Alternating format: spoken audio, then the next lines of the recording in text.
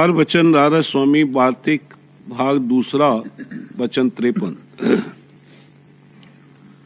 जिसको सद्गुरु मिले और उन्होंने अपनी कृपा से नाम और उसका भेद बख्शा, तो उसको चाहिए कि उसकी कमाई करे और सद्गुरु की प्रीत और प्रतीत बढ़ाता जावे, और जो न हो सके तो अपने मन में पछतावे और जतन करता रहे और किसी के समझाने का इरादा न करे। समझाने वाला अपना फिक्र आप कर लेगा, इसको चाहिए कि यह अपना फिक्र करे। वचन 54। इस कलयुग में संतों ने बजाय पुराने तीर्थों के और व्रतों के यह तीर्थ और व्रत मुकर्रर किए हैं, यानी सद्गुरु की आज्ञा में बरतना तो व्रत और सद्गुरु और साध का संग तीर्थ।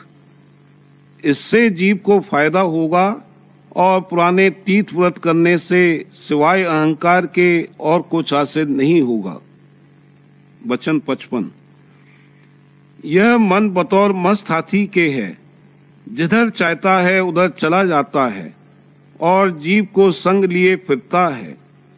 जंगल के हाथी के लिए तो हाथीवान दुरुस्त करने को जरूर है, और इस मन रूपी हाथी को सद्गुरु जरूर हैं।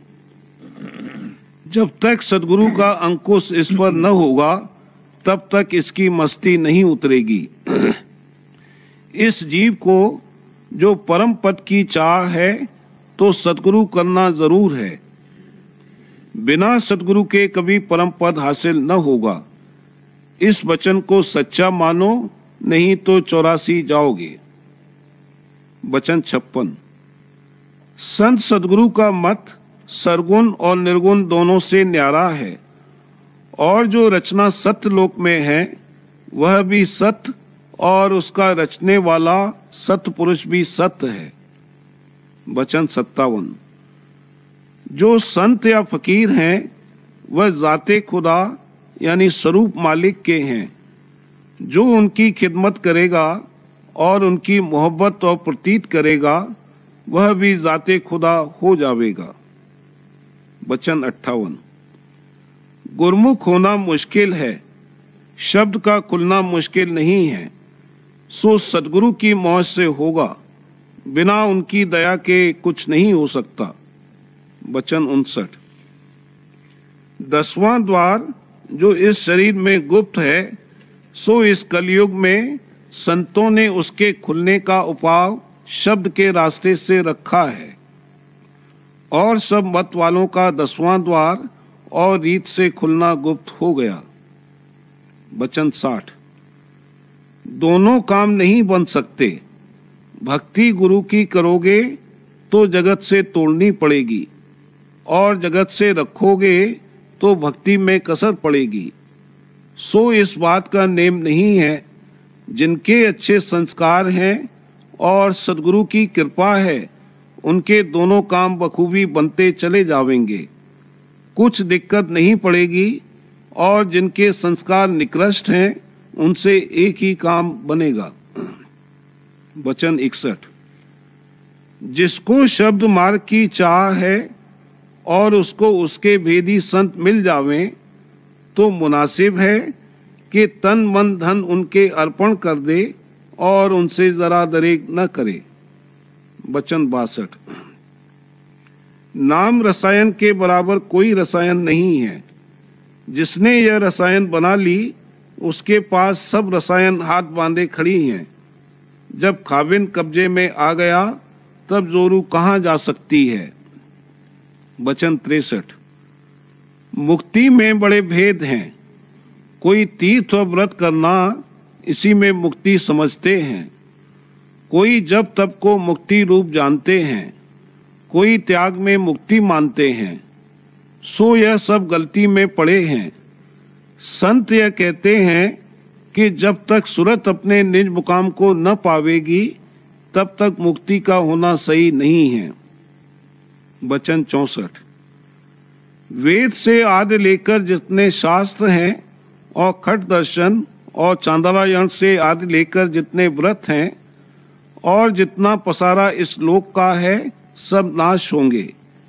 एक संत और सेवक बचेंगे। इससे लाजिम है कि संसारी प्रीतों को कम करें और संतों से प्रीत बढ़ावें। उनकी प्रीत सुख की दाता है और धन और मान और स्त्री और पुत्र की प्रीत दुख की दाता है। वचन 65। पंडित और भेक से जीव का उद्धार नहीं होगा। जब तक संत दयाल न मिलेंगे और किसी से इस जीव का उद्धार नहीं होगा। सो जहां तक बन सके संत दयाल का खोज करके उनकी शरण पड़े तो एक ही जन्म में उद्धार है। वचन 66। जो संत ग्रस्त में रहते हैं उनसे बहुत से जीव पार होते हैं, और जो भेख में होते हैं उनसे उद्धार किसी का नहीं होता। पर जो संत दयाल हैं वह गृहस्थ ही में रहते हैं। वचन 67। मालिक ने यह फरमाया है कि साध और प्रेमी जन मेरी देह हैं। जो मेरी सेवा करना चाहें तो मेरे साधुओं और प्रेमियों की सेवा करें। और लोग बावले पानी और पत्थर पूछते हैं। गुरु भक्ति और सत्संग और साध सेवा जो मुख्य है सो कोई नहीं करता है। वचन 68। इस वक्त के जीवों के वास्ते पहले गुरु भक्ति और सत्संग चाहिए, इसके बिना काम नहीं होगा। वचन 69। सत्संग में आ बैठने से कर्म नहीं कटते हैं। सत्संग का जो कर्म है उसके करने से कर्म कटते हैं। वचन 70। हर कोई नाम का सुमिरन करता है और कुछ भी अंग उसका नहीं बदलता। सबब इसका यह है कि पोथियों का लिखा नाम जपता है। किसी साथ का बताया हुआ नाम जपे तो खबर नाम के रस की पड़े। क्योंकि संतों ने अपने हृदय रूपी जमीन को कमाकर नाम रूपी दरख्त लगाया है और उसका फल खाते हैं। जो कोई खोजी प्रेमी नाम का उनके पास जावे उसको नाम का फल देते हैं। प्रेम पत्र राधा स्वामी 5वां भाग। वचन 5वां। सूरत का जगत में उतार और फंसाओ और जुगत उसके उद्धार यानी चढ़ाव की घर की तरफ। आदि में कुल मालिक राधा स्वामी दयाल के चरणों से शब्द की धार प्रकट हुई। उसी धार का नाम आदि सूरत है।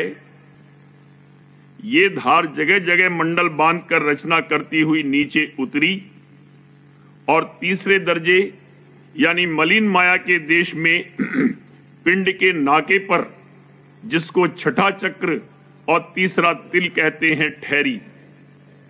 और फिर वहां से एक धार नीचे के चक्रों में उतरकर गुदा चक्र के स्थान पर ठहरी और दो धारें दोनों आंखों में आईं और वहां बैठकर देह और दुनिया का काम देने लगीं और इंद्रियों द्वारा भोगों और अनेक पदार्थों में रसी और फंसी। जो कि कानून कुदरत का सब जगह यकसा जारी है। इस वास्ते बाहर और पिंड के अंदर रचना एक ही तौर पर हुई और सुरतें इस लोक में देहियों में बसकर कुटुंब परिवार और अनेक भोगों और पदार्थों में फंस गईं और जहां जहां उनके मन का बंधन हो गया वहां से दुख सुख का भोग करने लगीं। जहां मन की प्रीत या तवज्जो होती है वहीं इसकी धार आती जाती है और जब जब उसके प्यारे जीव या वस्तु में कुछ खलल या बदल पैदा होता है उस वक्त जो वो मन के मुआफिक है तो सुख और ना मुआफिक है तो दुख मालूम होता है। और जहां मन की तवज्जो और लाग नहीं है या पहले थी और फिर हटाई, वहां चाहे जैसी हालत बदले उसका असर कुछ नहीं मालूम होता। इससे जाहिर है कि जिस कदर मन के बंधन या मोह या पकड़े हैं उसी कदर उसकी लाग या मानन के मुआफिक हालत बदलने पर एक दूसरे को दुख या सुख का असर पहुंचता है, यानी विशेष करके इस दुनिया में दुख सुख मानन का है। कुल जीव अपने रोजमर्रा के बर्ताव से इस बात की जांच कर सकते हैं कि संसार में दुख सुख का भोग विशेष करके मन के मानन का है, यानी जहां जहां और जिस जिस में मन की लाग या बंधन है, सो जब जब वहां और उसमें किसी किस्म की नई हालत पैदा हुए कि जिसके सबब से दुख या सुख व्यापे, तो प्रीत करने वाले को भी उसी किस्म का दुख सुख व्यापेगा। और हाल यह है कि लगन वाले की देह या सामान में किसी किस्म का हर्ज मर्ज वाक़ नहीं हुआ, वो हालत उसी शख्स या चीज पर गुजरी कि जिसमें उसकी लाग थी। देह का दुख सुख असली माना जाता है, मगर जो गौर करके देखा जावे तो ये भी जिस कदर मन की धार उस अंग में आती जाती है, उसी कदर उस अंग में लाग है, और उसी कदर वक्त तकलीफ या आराम के उसका दुख सुख मन और सूरत को व्यापता है। यानी यहां भी बहुत से मामलों में दुख सुख मानन ही का है। जैसे एक शख्स बुखार या कोई और बीमारी से बीमार है और चारपाई में पड़ा हुआ है, लेकिन इसी वक्त उसके किसी खास प्यारे की तबीयत सख्त बीमार हो गई, तो उस वक्त वो शख्स अपनी बीमारी को भूलकर फौरन उठ बैठता है और अपने प्यारे के मामले में और अपने प्यारे के मुआवजे में तवज्जो और मदद करता है। सख्त बीमारी या निहायत दर्जे की ज़ौफ की हालत में शायद ये बात किसी किसी से जिसका बंधन देह में विशेष है न बन पड़ी, सिवाय इसके ऐसी सूरत में कि जब किसी का कोई मतलब खास या काम बनता हुए या कोई सख्त तकलीफ और बला दूर होनी मुमकिन हुए, तो जो कोई तकलीफ कम दर्जे की आन कर पड़े तो लोग उसकी सहज में बर्दाश्त करते हैं और कोई शिकायत किसी किस्म की नहीं करते। या कोई शख्स कुछ बीमार है और उस पर सख्त और भारी मुसीबत या सदमा नाजिल होवे, तो अपनी बीमारी को फौरन भूलकर उस सदमे के रंज में शामिल और गिरफ्तार हो जाता है। इन सब सूरतों में साफ नजर आता है कि दुख सुख मन का मानन है और मन की धार के लाग और बंधन का नतीजा है। और जब जहां से लाग घट गई या दूर हो गई, यानी मन का बंधन नहीं रहा और धार की आमद रफ्त मौकूफ हो गई या कि तवज्जो दूसरी तरफ हो गई, फिर वहां कैसा ही दुख या सुख पैदा हुए, उसका असर प्रीत और लाग छोड़ देने वाले शख्स को बिल्कुल नहीं पहुंचता। और भी देखने में आता है कि जब किसी के मन की धार को जो एक तरफ जा रही है बदल दिया जावे, तो फौरन उसकी हालत भी बदल जाती है। जैसे कोई बालक खेलते हुए गिर पड़ा और खफीफ चोट भी आई और रोने लगा, मां बाप ने फौरन कोई खिलौना या बाजा उसको दिखलाकर उसकी तवज्जो या धार को खींच लिया, तब फौरन रोना बंद हो गया और उस खिलौने या बाजे को देखकर बालक मगन हो गया। इसी तरह जब कोई शख्स फिक्र या रंज या चिंता में बैठा हुआ है और उसी वक्त कोई खास खुशी की खबर आई, तो वो फौरन उस दुख या चिंता को भूल जाता है और खुशी मनाता है, यानी मन की धार फौरन बदल जाती है और उसी मुआफिक लाग का भी फल बदल जाता है। अब गौर करना चाहिए कि इस दुनिया में सब जीवों की लाग कुटुंब, परिवार और बिरादरी और अनेक तरह के दुनिया के सामान में हो रही है, और ये सब नाशमान है, यानी हमेशा बदलते रहते हैं। फिर जो कोई इनमें प्रीत करेगा जब जब उनकी हालत बदलेगी या अभाव हो जाएगा, तब तब उस शख्स को अपनी लगन यानी मन की धार के मुआफिक सुख या दुख व्यापेगा। अक्लमंद और विचारवान को चाहिए कि ऐसे पद या वस्तु में चित्त लगावे कि जो हमेशा एक रस कायम रहे और जिससे मेल करने से दम दम रस और आनंद और शौक बढ़ता जावे, और एक दिन उससे मिलने या उसके निकट पहुंचने पर महाचैतन्य, महाप्रेम, महाआनंद और महासुख का भंडार खुल जावे, और जिसकी तरफ तवज्जो करने से दुनिया और देह के दुख सुख आहिस्ते आहिस्ते बिसरते जावें। ऐसा पद कुल मालिक राधा स्वामी दयाल और उनका धाम है, जो सब रचना के परे और निर्मल चैतन्य देश है, और जो कि सब जीव आदि में उसी पद से आए हैं। इस वास्ते जब तक कि अपने निज घर में उलट कर न जावेंगे, तब तक सच्चा और हमेशा का सुख प्राप्त नहीं होगा। जो कि कुल रचना की कार्रवाई धारों के साथ है, और देहियों की कार्रवाई भी मन और इंद्रियों की धार के साथ होती है। इस वास्ते जिस कार्रवाई के फल या नतीजे को बदलना मंजूर है, तो उस धार का जिसके वसीले से वो कार्रवाई होती है, रुख बदलना चाहिए।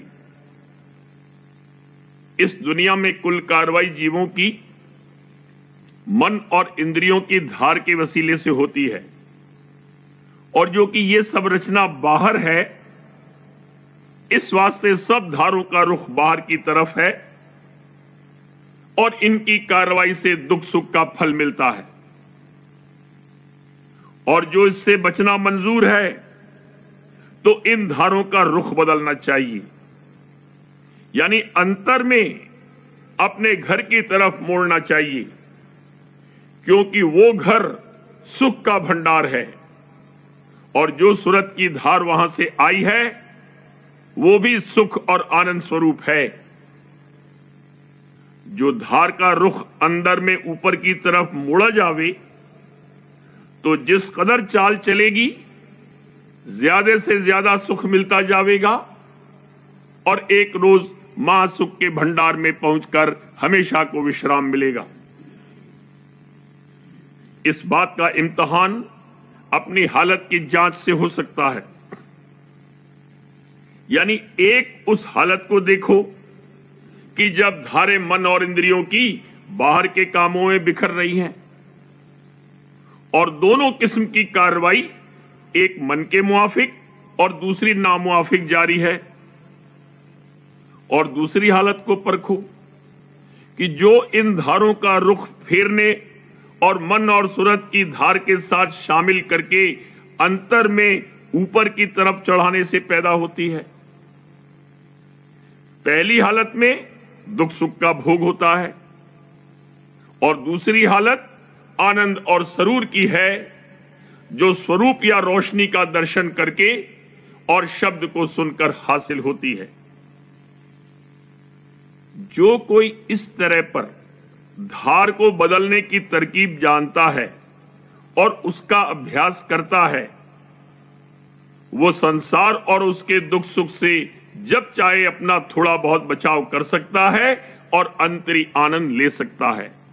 इसी का नाम सच्चा परमार्थ है, यानी देह और दुनिया के बंधन और दुख सुख से आहिस्ते आहिस्ते छुटकारा होना और घट में आनंद का प्राप्त होना। ये परमार्थ सब जीवों को कमाना चाहिए, बगैर इसके किसी का सच्चा और पूरा उद्धार नहीं होगा।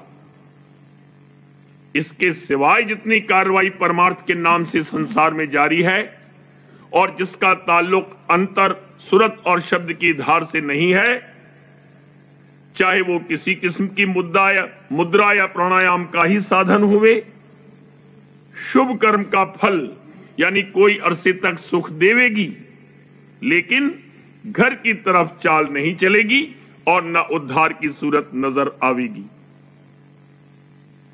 ये निर्मल और सच्चा परमार्थ सिर्फ संत सद्गुरु या उनके सच्चे और प्रेमी सेवक से मिल सकता है, और आजकल उसकी कार्रवाई राधा स्वामी मत की संगत में जहां तहां बहुत आसान तौर के साथ जारी है, और किसी मत में उसका भेद और तरीका अभ्यास का जिक्र भी नहीं है, बल्कि कुल मत वाले बाहरमुखी परमार्थ की कार्रवाई कर रहे हैं जो कि शुभ कर्म में दाखिल है।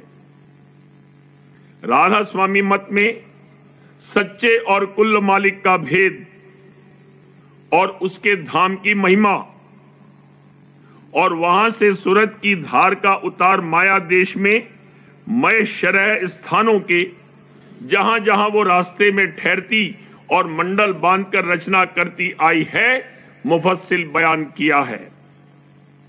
और इसी तरह से सूरत के उल्टाने का तरीका बहुत आसान जुगत यानी शब्द मार्ग के वसीले से, जिसको लड़का, जवान, बूढ़ा, औरत और मर्द, गृहस्थ और विरक्त बिना किसी किस्म की तकलीफ या खतरे के कमा सकते हैं, उपदेश किया है। जो कोई सच्चा परमार्थी प्रेम और दर्द लेकर राधा स्वामी मत में शामिल हुए और भजन और ध्यान का अभ्यास करे, तो उसको बहुत जल्द अपने अंतर में थोड़ा बहुत रस और पर्चा मिल सकता है कि जिससे उसको इस बात का निश्चय हो जाएगा कि इसी अभ्यास से उसका काम दुरुस्त बनेगा और एक दिन निज घर में पहुंचकर वहां विश्राम पावेगा और हमेशा के वास्ते सुखी हो जाएगा। इस वास्ते सब जीवों को मुनासिब और लाजिम है कि अपने जीव के कल्याण के वास्ते कुल मालिक राधा स्वामी दयाल और संत सद्गुरु की शरण लेकर राधा स्वामी मत के अभ्यास में शामिल हों और सूरत शब्द मार्ग की कमाई जिस कदर बन सके दिलो जान से करें, तो उनको चंद रोज में ही बहुत कुछ तजुर्बा इसी जिंदगी में हासिल होगा कि जिससे उनको पूरा यकीन हो जाएगा कि उनके उद्धार में कतई शक नहीं है। चाहे दर्शन कुल मालिक का जिंदगी में हासिल होवे या नहीं, पर उसका जलवा और प्रकाश और शब्द जो कि निज रूप का निशान है जरूर नजर आवेगा और सुनाई देगा, और आखिर वक्त पर मौज से संत सद्गुरु आप दर्शन देकर अपने जीवों की सुरतों को गोद में बैठाकर सुख स्थान में बासा देंगे।